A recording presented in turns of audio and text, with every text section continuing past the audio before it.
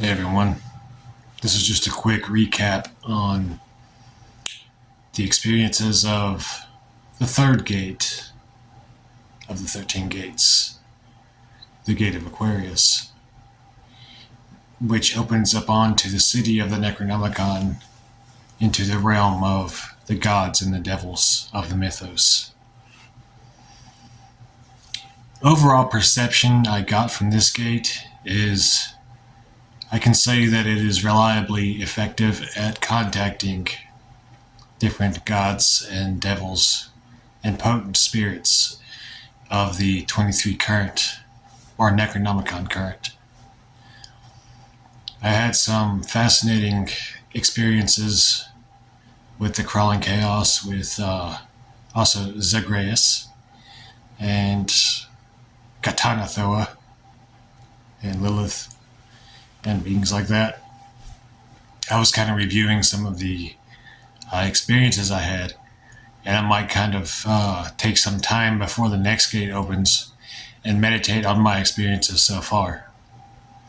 I've also acquired some new, I guess you would say, artifacts from working the Gate of Aquarius. Some charged things, and maybe even some new allies and familiar spirits along the way. As I mentioned in one of my videos, it feels as if the momentum is building and a certain, I guess you would say, force is guiding me even further into these rites, granting me gnosis even when I'm outside of the rituals, like hidden wisdom and things. And especially since I've passed through the gate and focused on the boundless demon Sultan Azathoth, I felt my perception being opened more, and more profound understanding of different things has taken place. This gate seemed to have more effects on the physical plane than any other gate so far. Like, the weather has seemed to be a lot more chaotic lately. After the night that I passed through the gate and focused on the Crawling Chaos, the power was out for 2 days here. Also, my dreams, they're not so normal anymore.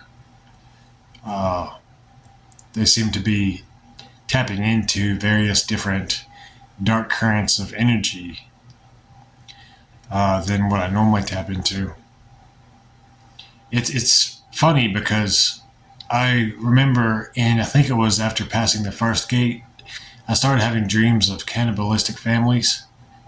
And last night I had a dream like that again. But I escaped this time. So the concepts of cannibalism, maybe ghoul type things, is a recurring theme in the energy of the Necronomicon current. So that's something to kind of, I guess I could meditate on more. So that's interesting. Another thing is different synchronicities associated with the gates happen. Like sometimes I'll pass through the gate, come back out, and I'll just be researching things online, and the name of the deity will just show up randomly. Like they're acknowledging, our communication. I learned new methods of necromancy from Zagreus, which I thought was cool.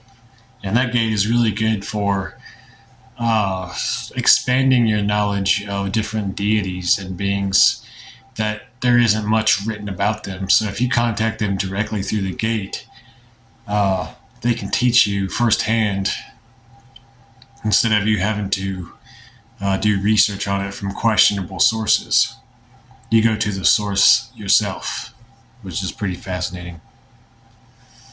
The sun has already passed out of Aquarius now, so I don't think that it would be wise to try the gate again for reliable results, unless the moon passes through it.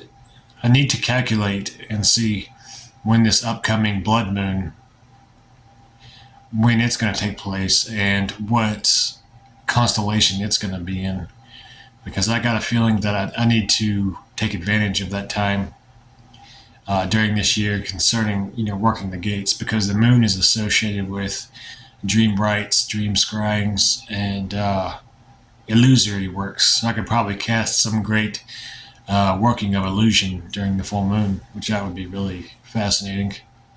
I feel like I've grown as a magician, as a person. I've purged myself of the people and the energies which no longer serve me, and I feel a lot more energetic and focused upon this path. I'm taking it a lot more seriously than I did towards the beginning of this series of workings, because I see how serious it really is, how far it can take the magician who works the rites and who puts their intent into the matrix of the Necronomicon current and allow it to shapeshift and mold them into something greater, something new. Yeah,